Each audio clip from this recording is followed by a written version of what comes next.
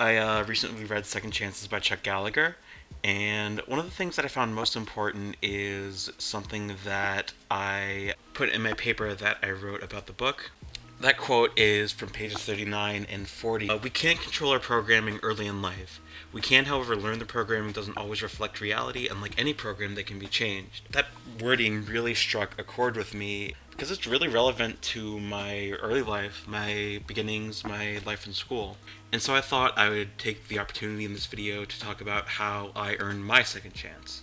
Well, I guess the first thing to know is that school's always been a struggle for me. Not just that I was a bad student, but that it was a struggle to get there a lot of times. I had an agreement with my principal in elementary school that if I came to school with tear-stained eyes and pajamas, that, she knew what kind of morning it was and that I had the opportunity to be in there to cool off till I was ready to start the day. Really, I guess that was just more of her being understanding of my struggles more so than anything else. Early on in elementary school, I was put in the general ballpark of high-functioning autism, Asperger's, PDD-NOS, whichever psychological disorder you want to call it. And really, we struggled for a long, long time to get anyone to take that diagnosis seriously and to help out with that in the school system.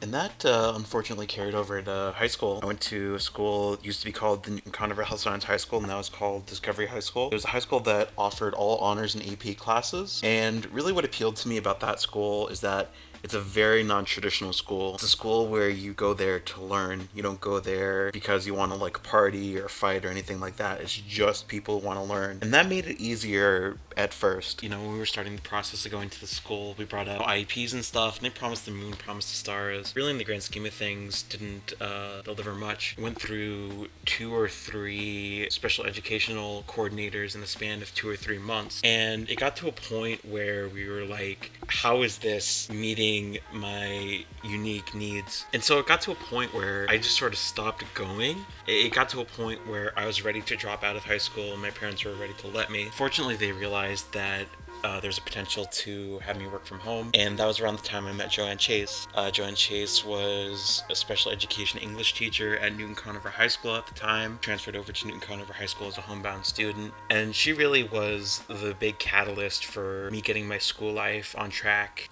And really, for as successful as I've been able to be in college, she knew exactly when I needed encouragement and exactly when I needed a fire lit under me to get work done. Thanks to her, I went from essentially failing out of high school to graduating from Newton Conover High School.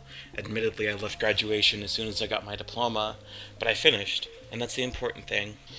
Now, I'm at CVCC. I'm working on my associates in fine arts in theater, and the goal after that is to transfer out to another school to get my master's in stage managing and directing for theater.